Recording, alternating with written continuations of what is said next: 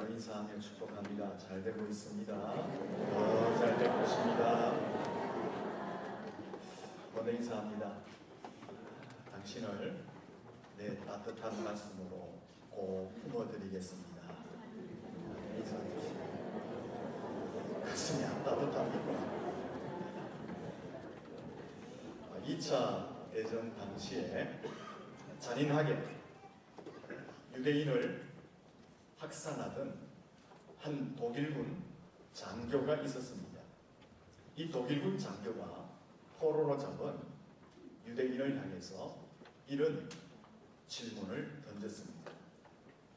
너희들 중에 나의 눈을 보고 한쪽 눈은 의 아닌데 눈을 새롭게 다른 거로 집어넣었다는 거죠. 의 아닌데 어느 것이 의 아닌지 알아맞추면 살려주겠다.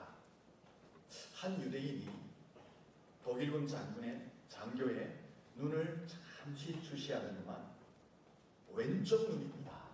대답을 했어요. 이 독일군 장군이 깜짝 놀라면서 아니 어떻게 왼쪽 눈이 의 아닌 줄 알았느냐. 유대인이 대답합니다. 당신의 왼쪽 의 안을 보니까 너무나 인간적으로 보였습니다. 무슨 말일까요? 독일군의 눈에 왼쪽 눈이 의 안이었는데 왼쪽 눈이 더 인간적으로 보였다라는 것은 독일군 장군의 자연적인 눈 속에서는 살기와 사악함을 보았다라는 것입니다.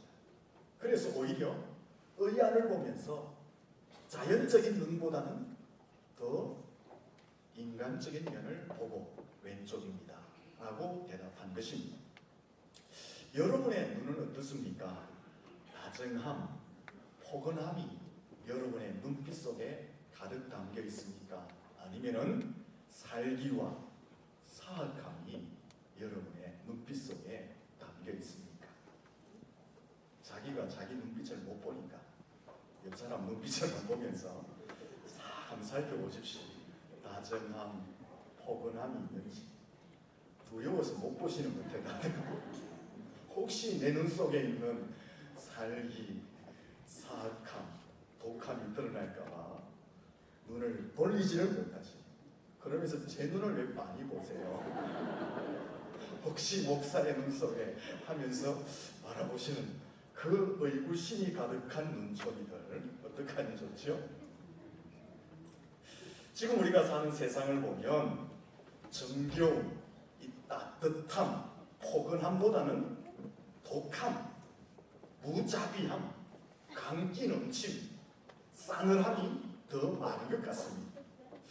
눈은 살살 웃는 것 같고 입가에는 고운 말이 담겨 있는 듯한데 실제로 독살스러운 눈빛을 감추고 있고 비열함과 잔인함을 가득 담고 있는 것 같습니다. 그래서 지금 세상을 살아가는 사람들을 가만히 살펴보면 왠지 모를 불안감, 긴장감, 팽팽함에 사로잡혀서 빡빡한 인생들을 살아가고 있는 것을 보게 됩니다. 여러분, 이런 시대, 이런 사람의 모습들을 어떻게 하면 치유할 수가 있겠습니까? 이런 독함과 또한 살벌함과 사악함과 싸늘함이 가득한 세상과 사람들을 치유해야 될 몫은 어디에 있어요? 교회와 성도들에게 그 몫이 있거든요. 어떻게 하면 교회와 성도들이 이 쌀쌀한 세상을 치유할 수 있겠느냐 하는 것입니다. 교회가 대형화되어 가면, 교리를 강조하고 고집하면, 경제적 힘을 가지면은, 정치적인 힘을 가지면은, 교회 성도의 숫자를 늘려가면은, 조직력을 강화시켜가면 이런 싸늘한 세상과 사람들을 치유해 갈 수 있을까? 약간의 도움은 되겠죠. 그런 것으로 근본적인 치료를 할 수가 없습니다. 그러면 어떻게 하면 독하고 싸늘한 이 세상과 사람들을 치유해 갈 수가 있느냐?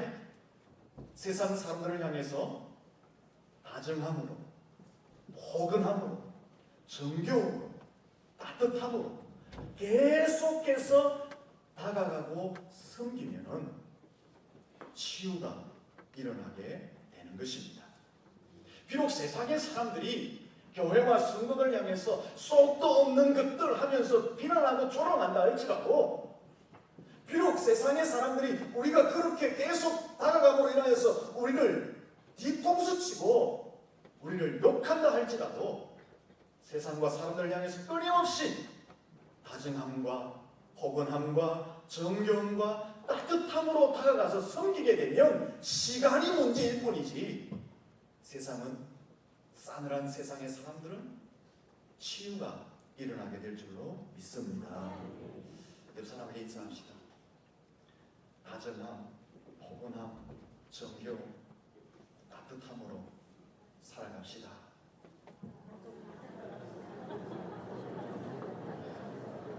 좀 힘드십니다. 예수님 당시, 여러분, 예수님이 살아계실 그 당시에도 지금 우리 시대처럼 그 세상이 굉장히 독하고 싸늘하고 잔인한 세상이었습니다. 예수님 당시 유대 사회를 보면은 이 종교적으로 유대 사람들이 우월감 속에 살았습니다. 그리고 외식과 가식에 붙들려 있었습니다. 이 예수님 당시의 사람들을 보면 인간성이 파괴되어 있어가지고 있는 자들은 없는 자들을 무시하고 조롱하고 짓밟고 억압하고 그들의 것을 착취하며 그들의 목을 조이는 삶을 살았습니다. 없는 사람은요, 없는 사람대로 무리를 지어서 거칠어지고 난폭해지고 폭력을 일삼는 그런 사회가 예수님 당시의 사회였습니다. 그래서 예수님 당시 유대 사회도 또 사람들도 우리들처럼 긴장감, 불안감, 팽팽함 이런 것에 사로잡혀서 팍팍한 삶을 살아가고 있습니다. 뿐만 아닙니다. 그 당시는 로마가 힘으로 세계를 지배하면서 전 세계의 가치와 사상이, 힘의 논리가 지배되는 그런 시대였습니다. 그래서 무력, 용기 이것은 존중을 받았습니다. 하지만 긍휼, 자비 이것은 경멸을 받는 시대였습니다.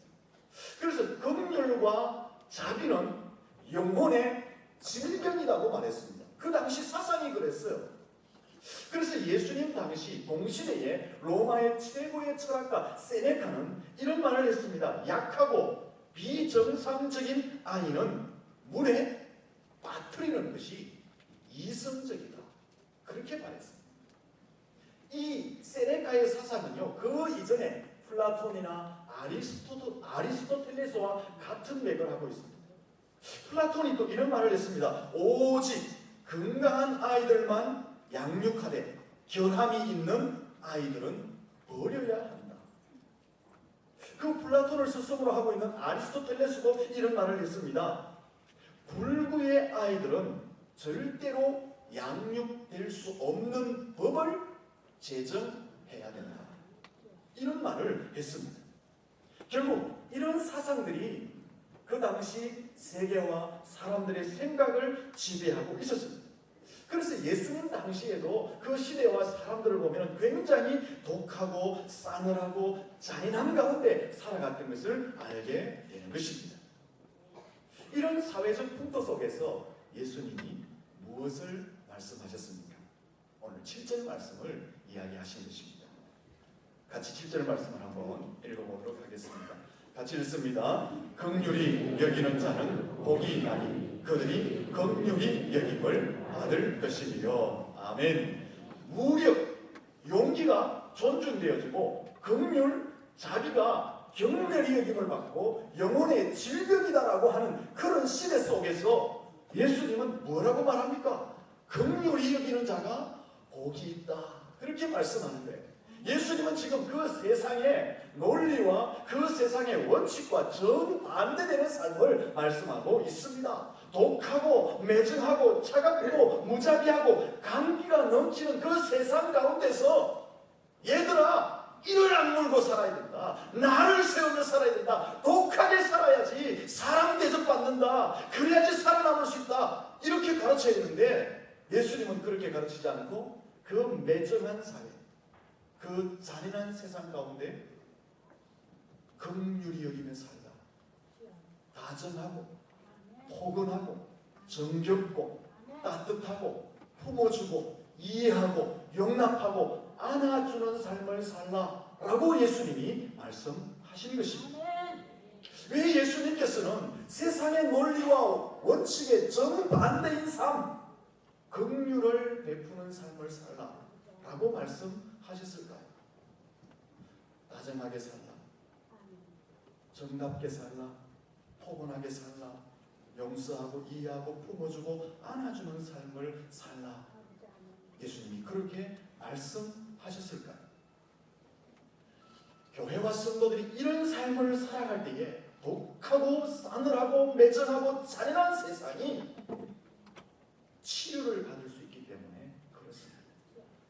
그래서 예수님은 성도들을 향해서, 제자들을 향해서 세상이 아무리 싸늘해도 너희들은 긍휼을 베푸고 따뜻한 삶을 살라라고 말씀하신 것입니다.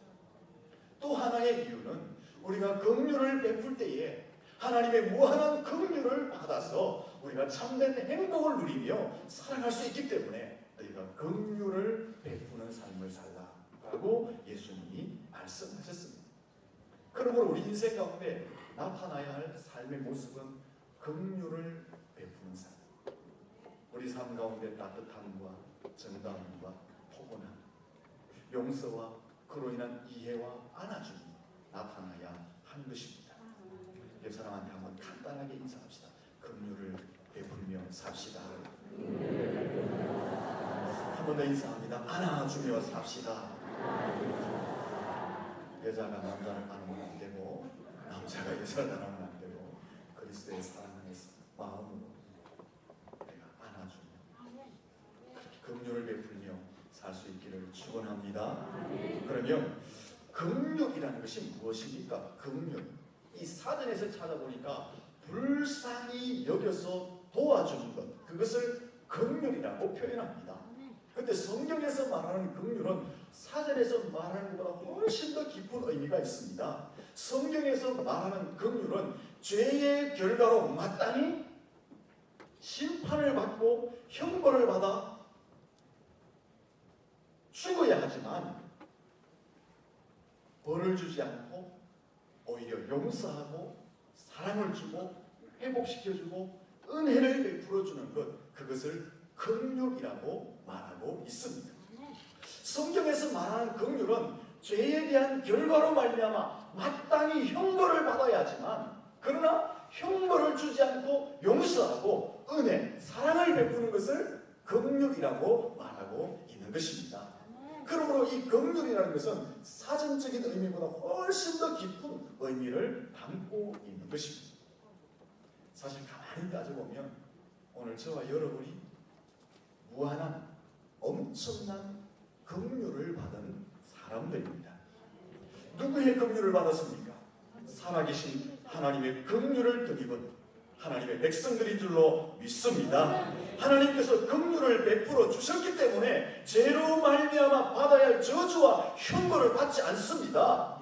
하나님께서 긍휼을 베풀어 주셨기 때문에 죄로 말미암아 죽음과 사단과 지옥의 권세에 붙들려 우리가 영원한 형벌을 받아야 하는데 그것이 사해지고 하나님의 자녀가 되었고 천국을 기업으로 받게 된 줄로 믿습니다. 만약에 하나님이 우리가 죄를 지을 때마다 죄에 대한 갚음을 행하셨다면, 우리의 살기와 관기와 거침과 악함대로 갚아주셨다면, 우리의 불평과 원망과 시기와 질투와 교만함대로 하나님이 갚아주시기로 시작하셨다면 우리는 심판을 받아 죽게 됩니다. 버림을 받게 되는 것입니다. 하지만 하나님께서는 우리의 죄와 악함과 소행대로 갚지 않으시고 긍휼을 베풀어 주신 줄로 믿습니다. 그 하나님의 긍휼하심 때문에 마땅히 형벌을 받아야 하지만 형벌이 면하여 주고 죄 용서를 받고 하나님의 자녀가 되고 천국을 소망하며 이 자리에서 예배하고 있는 줄로 믿습니다. 옆 사람한테 인사할까요? 하나님의 긍휼이 당신을 살렸습니다. 그러면 그 하나님의 긍휼이 우리에게 어떻게 나타났습니까? 하나님이 내게 긍휼을 베푸셔서 내가 죄 용서를 받고 여기 하나님을 찬양하고 있는데 그 하나님의 긍휼이 내게 어떻게 나타났습니까? 여러분, 어려운 사람을 도울 때는 그 사람의 입장에서 느끼고 도와줘야 됩니다. 이것을 동일시하기라고 말합니다. 한번 따라하겠습니다. 동일시하기. 동일시된 상태에서 도와줄 때 진정한 도움과 긍휼을 베풀어 줄 수 있습니다. 이것을 심리학에서는 감정이입이라고 말합니다. 하나님께서 우리에게 긍휼을 베풀어 주신 것은 바로 이 동일시하기, 감정이입의 긍휼이다라는 것입니다. 하나님께서는요, 우리와 같은 처지에서 살아보셨고 같은 삶을 경험해 보셨고 눈물도 흘려보셨고 슬픔도 고통도 형벌도 죽음도 경험해 보셨습니다. 그래서 하나님은 우리를 정확하게 알고 계십니다. 우리를 정확하게 알고 계시기 때문에 우리의 연약함, 우리의 아픔, 우리의 고통, 우리의 눈물, 우리의 생각을 아시고 치료해 주시고 도와주시고 회복시켜 주시고 긍휼을 베풀어 줄 수 있는 줄로 믿습니다. 왜요? 우리와 똑같은 삶을 살아보셨기 때문에 그렇습니다. 하나님이 어떻게 우리와 똑같은 삶을 살아보셨습니까? 하나님께서 우리와 어떻게 똑같은 삶의 경험을 해보셨습니까? 삼위일체 하나님 중에 제2위이신 성자 하나님, 성자 예수님께서 이 땅에 사람의 몸으로 오셨습니다. 인간의 모든 것을 몸소 경험하셨습니다. 제2위이신 성자 예수님께서 이 땅에 사람의 모습으로 오셔서 사람의 삶을 구경만 하신 것이 아니라 사람의 삶의 모든 것을 친히 경험해 보셨습니다. 히브리서 4장 15절에 보면 우리와 똑같이 시험을 당하셨다라고 말합니다. 우리와 똑같이 시험을 당하셨다는 것은 우리와 똑같은 경험을 하셨다. 우리와 똑같은 고난과 아픔과 슬픔과 눈물을, 고통을 경험해 보셨다라고 말하는 것입니다. 결국은 십자가에서 죽음까지 당해보셨다. 아니, 가장 밑바닥인 무덤에까지 내려가셨다라고 말씀하고 있는 것입니다. 여러분, 예수님 자세히 한번 생각해 보십시오. 우리와 똑같은 삶을 사셨습니다. 예수님은 어쩌면 우리보다 더 처절한 삶을 살아가셨던 것입니다. 왜 예수님께서는 우리와 똑같은 삶을 사셨을까요? 우리보다 더 처절한 삶을 사셨을까요? 우리의 연약함, 우리의 고통, 우리의 슬픔, 우리의 죄에 대한 형벌, 죽음에 대한 그 아픔을 아시고 가장 정확하게 치료하시고 위로하시고 도와주시고 긍휼을 베풀어 주시기 위해서 예수님은 똑같은 모습으로 오시고 인간의 삶을 경험하신 줄로 믿습니다. 이 하나님의 긍휼, 이 예수님의 긍휼을 동일시하기, 감정이입이라고 그렇게 말하게 되는 것입니다. 여러분, 오늘 저와 여러분은 원래 허물과 죄로 죽었던 존재들입니다. 죄의 결과로 말미암아 죽음과 사단의 권세에 붙들렸던 자들, 죄와 허물로 말미암아 심판을 받아 형벌을 받아 지옥 백성이 되어야 할 존재들이었습니다. 이것은요, 죄의 결과로 우리에게 주어지는 마땅한 결과입니다. 그러나 하나님께서는 우리의 죄를 제대로 갚지 않으시고 긍휼을 베풀어 주신 줄로 믿습니다. 그 하나님의 긍휼하심이 우리를 죄에서 자유함을 얻게 하시고 하나님의 자녀가 되게 하고 천국을 소망하는 거룩한 백성이 되게 하신 줄로 믿습니다. 이 하나님의 긍휼이 우리에게 형벌 대신에 평안을 주시게 되었습니다. 이 하나님의 긍휼하심이 저주 대신에 축복으로 변하게 하신 줄로 믿습니다. 죽음 대신에 구원과 영생으로 변화되게 하신 줄로 믿습니다. 이 하나님의 긍휼하심과 예수님의 동일시하심이 우리를 지옥 대신에 천국으로 바꾸어 주신 줄로 믿습니다. 이것을 긍휼이라고 말하는 것입니다. 이 긍휼은 제2위이신 성자 예수님께서 십자가에 죽으시고 부활하심으로 완성이 된 줄로 믿습니다. 이 완성으로 말미암아 우리가 죄에서 자유하고 하나님을 아버지라고 부르는 거룩한 백성으로 살아가게 된 것입니다. 그러면은 하나님이 우리에게 요구하시는 것이 있더라고요. 너희들이 그 큰 긍휼을 맛보았으니까 이제 너희들도 어떻게 살아가라고요? 긍휼을 베푸는 삶을, 긍휼이 여기는 삶을 살아가라. 그렇게 말합니다. 너희가 진정한 긍휼을 맛보지 않았느냐? 너희가 크고 놀라운 긍휼을 입지 않았느냐? 그러면 너희의 남은 인생도 그 맛본 긍휼을 베풀며 나누며 살라. 그렇게 요구하고 있다는 것입니다. 너희가 신구 선생님의 유행어, 너희가 뭐죠? 개맛을 알아? 개맛을 알아? 맛을 봐야 맛을 알지? 그다음 뭐죠? 쉔표 맛을 봐야 맛을 압니다. 고기도 먹어본 사람이 어떻게 되죠? 많이 먹는다. 잘 먹는다.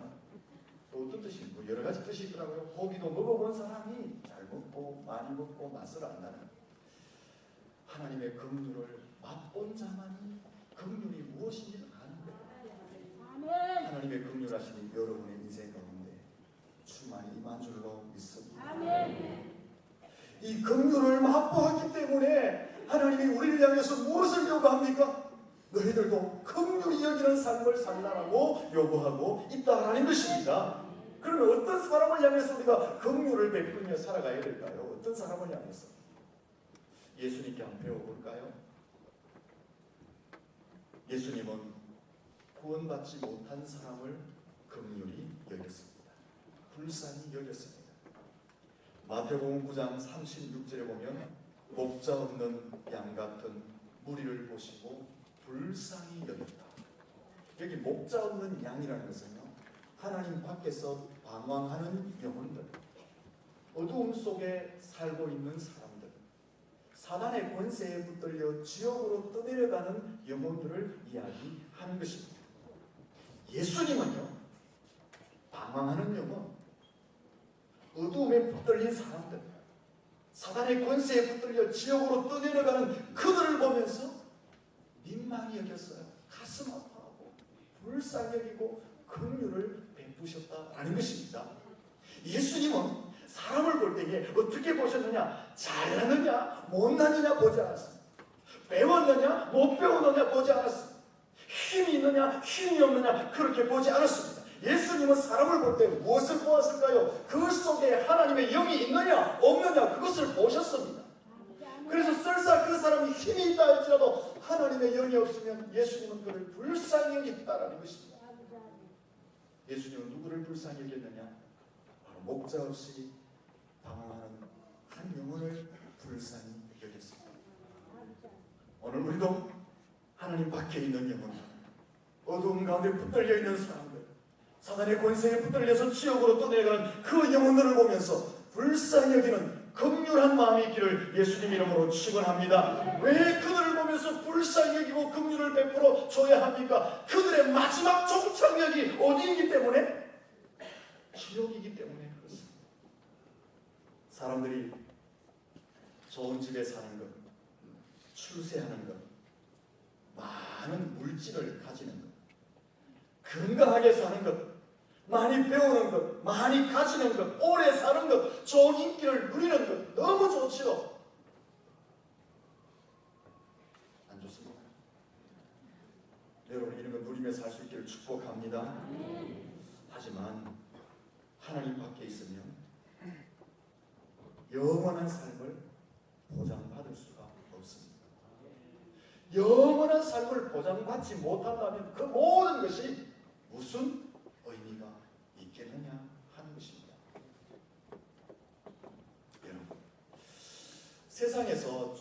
가지는 것이 행복한 것이 아닙니다. 반대로 말하면 세상에서 내가 좀 덜 가졌다고 불행한 것도 아니다라는 것입니다. 영원한 삶을 보장받지 못하는 것이 불행한 삶이다라는 것입니다. 왜? 그 끝, 그 종착역은 지옥이기 때문에 그렇습니다. 성도들은 바로 이런 영혼들을 향해서 불쌍히 여기는 마음, 긍휼을 베푸는 삶이 있어야 할 줄로 믿습니다. 예수의 사랑, 복음, 생명을 전해야 합니다. 이것이요 가장 큰 긍휼을 베풀어 주는 것입니다. 영원한 삶의 문제이기 때문에 그렇습니다. 옆 사람에게 한번 격려하겠습니다. 가장 큰 긍휼을 베풀며 살아갑시다. 두 번째는 어떤 사람에게 우리가 긍휼을 베풀며 살아가야 됩니까?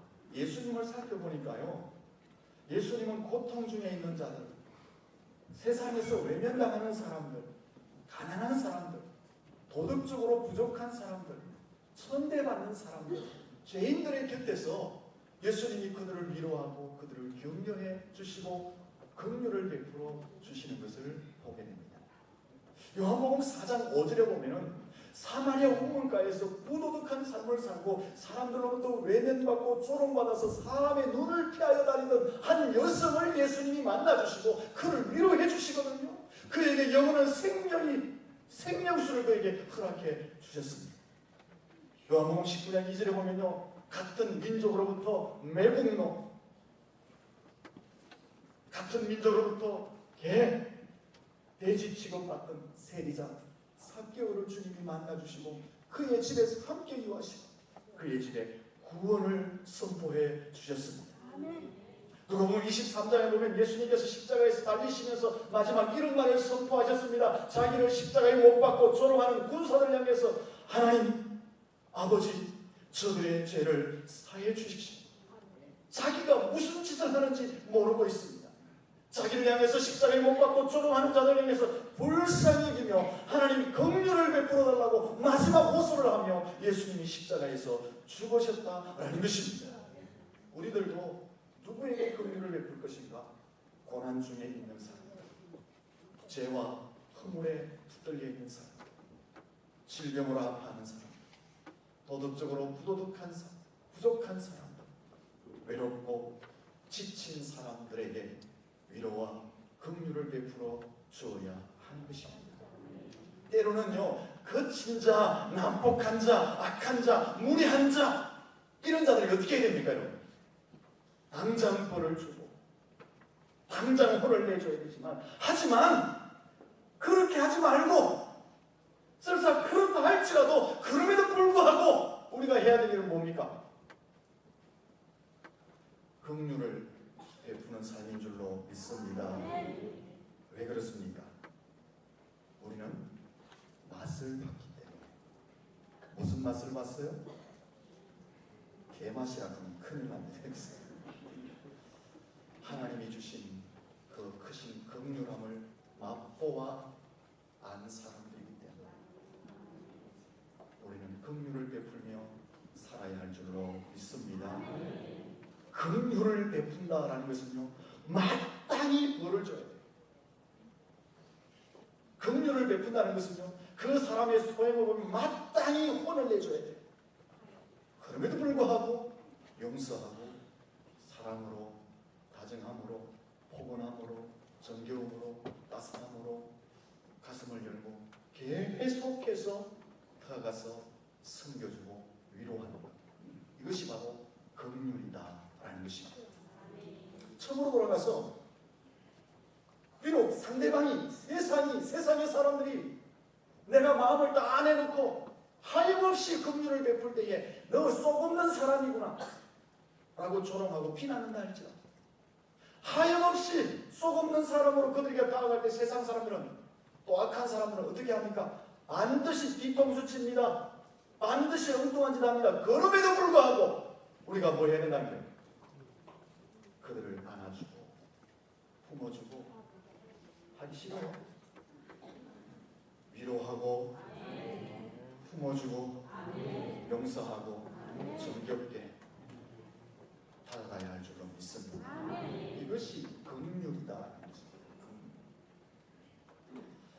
우리는 이 긍휼을 마땅히 실천하며 살아야 될 긍휼을 맛본 자들입니다. 그러면 이렇게 우리가 긍휼을 베풀면 어떤 일이 일어날까? 우리에게는 하나님의 긍휼하심이 더 풍성하게 우리의 인생 가운데 임하게 될 줄로 믿습니다. 7절 말씀 다시 한번 읽습니다. 7절을 읽습니다. 시작. 긍휼히 여기는 자는 복이 있나니 그들이 긍휼히 여김을 받을 것이며. 우리가 긍휼을 베풀면 긍휼히 여김을 받게 된다. 무슨 말이죠? 하나님의 용서와 사랑, 하나님의 다정함과 포근함, 하나님의 정겨움과 따스함, 하나님의 안아주심과 채워주심이 우리의 삶에 풍성히 임하게 될 것이다. 그렇게 말씀하고 있는 것입니다. 우리의 삶에 절대적으로 필요한 것이 있다면 하나님의 긍휼을 베풀어 주신 줄로 믿습니다. 우리의 현재의 삶도 마찬가지예요. 우리의 미래의 삶도 마찬가지예요. 우리의 인생 가운데 절대적으로 필요한 것이 있다면 바로 하나님의 긍휼인 줄로 믿습니다. 하나님의 긍휼하심이 없다면 한순간도 살아갈 수 없습니다. 우리가 부족하고 연약해도 하나님이 긍휼을 베풀어 주시기 때문에 오늘 하루도 생명을 연장하며 살아가고 있는 줄로 믿습니다. 그래서 다윗이 이런 고백을 합니다. 주의 인자를 쫓아 나를 긍휼히 여겨 주시옵소서. 우리의 기도 제목 가운데서도 하나님 나를 불쌍히 여겨주시고 하나님의 인자하심과 성실하심을 통하여 나에게 날마다 긍휼을 베풀어 달라. 그것이 우리의 기도의 제목이 되어야 할 줄로 믿습니다. 여러분, 용납되지 않는 사람이 있습니까? 여러분의 가슴에 꼭 내가 이것을 갚아주고 싶다 라고 하는 사람이 있습니까? 그럼에도 불구하고 긍휼을 베풀 수 있기를 예수님 이름으로 축원합니다. 왜 그럴까요? 용납이 안 되는 것, 갚아줘야 되는데도 불구하고 왜 긍휼을 베풀어야 합니까? 그것이 첫째는 내가 사는 비결, 그 사람을 용서하고 그 사람을 위하는 것, 그 이전에 내가 사는 비결. 왜? 내가 긍휼을 베풀어줘야지 하나님의 사랑과 따뜻함과 품어주심과 채워주심이 내게 풍성히 임하기 때문에, 내가 그때 비로소 평안을 누릴 수 있기 때문에 그런 것입니다. 사랑하는 성도 여러분, 용납이 안 되는 사람 많이 있지요. 갚아주고 싶은 사람 있지요. 칼을 갈았어.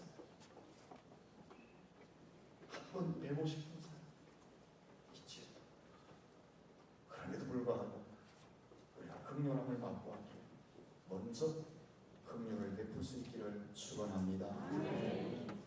또 우리가 긍휼을 베풀면 제가 처음에 말씀을 드린 것처럼 우리가 사는 세상 사람들이 독하다 그랬잖아요. 무자비하다 그랬잖아요. 싸늘하다 그랬잖아요. 우리가 그 사람들을 자꾸 용서하고 안아주고 정겹게 하고 따뜻하게 하고 품어주면요, 세상도 사람도 시간이 문제이지 치유가 일어나게 되는 것입니다. 여러분, 교회가 커지면 감당할 수 있을까요? 교회가 사람이 많아지면 세상의 이 무지함을 바꾸어갈 수 있을까요? 아니에요. 오늘날 대형교회들이 많이 있지만 그 사명을 감당하지 못해서 얼마나 추한 모습을 하고 있습니다. 대형교회 속에 사람들이 수만 명이 모였지만 그 사명을 감당하지 못하여 교회가 얼마나 추락하여 있습니다. 교회가 커지는 것, 사람이 많아지는 것이 문제가 아니에요. 맛을 본 사람, 맛을 낼 때에, 긍휼을 맛본 자들이 긍휼을 베풀어 갈 때에 이 악한 세상이 변화될 줄로 믿습니다. 여러분, 우리가 긍휼을 먼저 베풀므로 이 험한 세상을 치유하고 또 그 긍휼을 베풀므로 여러분의 인생 가운데 하나님의 안아주심이 날마다 있기를 예수님 이름으로 축원합니다. 기도하겠습니다. 하나님 아버지, 하나님의 품 안에